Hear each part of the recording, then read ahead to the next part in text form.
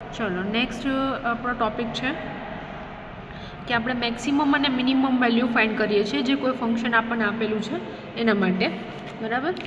તો સૌથી પહેલાં શું કરીશું, તો આપણી પાસે ફંક્શન છે y = 3x⁵ અને 5x⁵, બરાબર. એને ડિફરન્શિએટ કરશું with respect to x on both side, બરાબર. Differentiate above equation with respect to x on both side.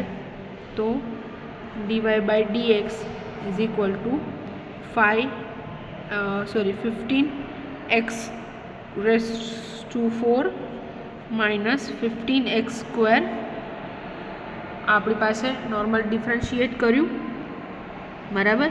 અને for maximum and minimum, for maximum and minimum consider dy by dx is equal to 0, બરાબર. તો આને આપણે 5x⁴ 15x⁴ minus 15x² is equal to 0 consider કરશું. આને આપણે solve કરીએ તો બંનેમાંથી 15x² કોમન કાઢી લઉં તો આવું વધે x² - 1 is equal to 0, બરાબર. તો એ કેસમાં આપણી પાસે આવી રીતે સોલ્વ કરી શકીએ કે 15x² is equal to x - 1 into x + 1 is equal to 0, બરાબર. ત્રણેયને 0ની વેલ્યુ અપ્લાય કરીએ તો x is equal to શું મળશે આપણને, 0 + 1 અને -1. આ આપણને x is equal to 0 મળી છે, બરાબર. હવે ડિફરન્શિએટ કરીએ બંને બાજુ, again differentiate again on both side. તો d² y by dx² is equal to શું થશે, 60x³ minus 30x, બરાબર. હવે આ ઇક્વેશન મળી એમાં આપણે વેલ્યુ મૂકીએ કે જ્યારે at x is equal to 0 હોય, બરાબર. તો d² y by dx² ની વેલ્યુ શું થશે, તો આમાં 0 મૂકીએ તો 0 અને અહીંયા બી 0, તો આન્સર ઇઝ 0, બરાબર. તો શું છે તો કે x is a point of inflection, કેમ કે not greater than 0 or not less than 0, બરાબર. ઇટ ઇઝ ઇક્વલ ટુ 0, બરાબર. તો x is a point of inflection.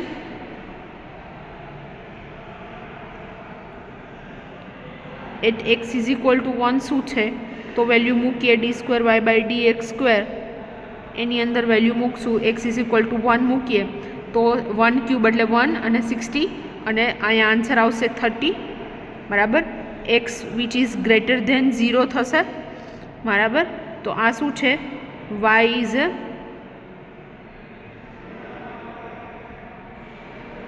Maximum at x is equal to 1, બરાબર.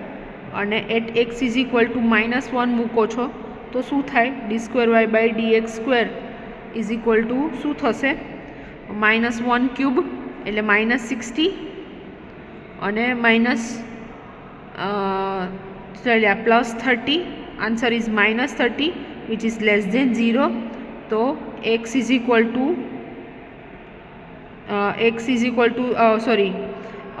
y is minimum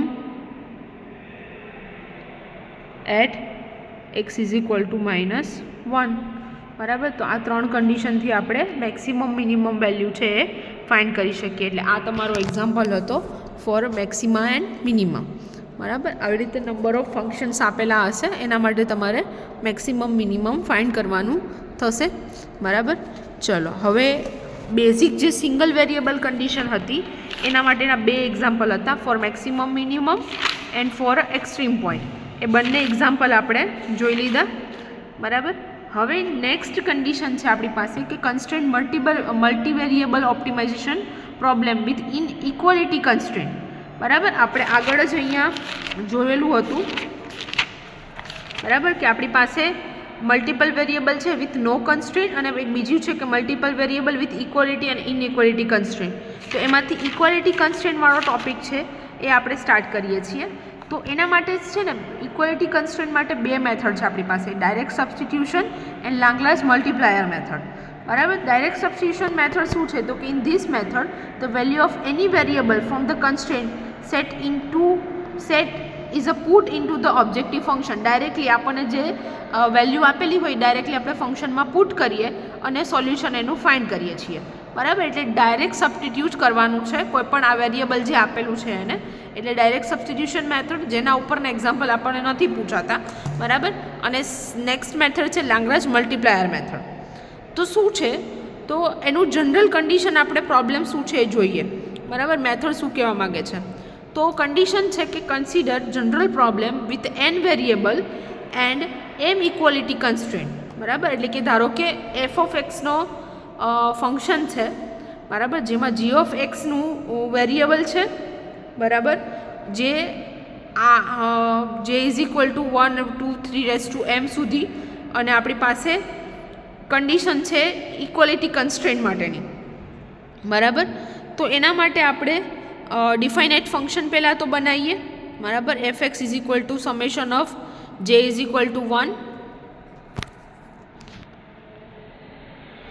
two lambda J to G J into X where lambda 1 and lambda 2 are known as a Lagrange undetermined multiplier. બરાબર. Lambda છે એ Lagrange મલ્ટીપ્લાયરનો constant છે.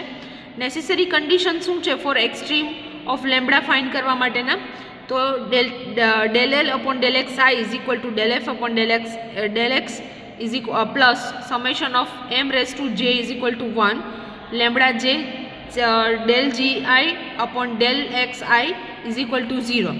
બરાબર. એટલે આ રીતે આપણે ડિફરન્શિએટ કરી અને નંબર ઓફ ઇક્વેશન છે, નંબર ઓફ ફંક્શન છે એ ફાઇન્ડ કરીશું અને એને સોલ્વ કરીએ એટલે આપણને લાંગ્રાજ મલ્ટીપ્લાયર મેથડથી છે એનું મિનિમમ ફંક્શન છે એ આપણે ફાઇન્ડ કરી શકીએ છીએ. બરાબર. તો હવે નેક્સ્ટ એક્ઝામ્પલ આપણે જોઈએ છીએ લાંગ્રાજ મલ્ટીપ્લાયર મેથડનો, જેનાથી આપણે મિનિમાઇઝ કરશું ફંક્શનને. બરાબર. ચલો, આપણી પાસે ડેટા છે. Example of Lagrange multiplier method શું છે તો minimize the function using the Lagrange multiplier method, જેમાં ઝેડ ફંક્શન આપણને આપેલું છે જે છે x1² plus x2 plus 1² plus x3 minus 1² which is subjected to x1 plus 5x2 minus 3x3 is equal to 6. આ કન્ડિશનથી આપણને વેલ્યુ આપેલી છે. તો સોલ્યુશન કરીએ આનું અને એનું મિનિમાઇઝ ફંક્શન છે એ ફાઇન્ડ કરીએ. બરાબર. તો z ઇઝ ઇક્વલ ટુ શું છે આપણી પાસે x1² પછી x2 પ્લસ 1² x3 માઇનસ 1². બરાબર. અને કેને સબ્જેક્ટેડ ટુ છે તો કે x1 plus 5x2 minus 3x3 is equal two 6.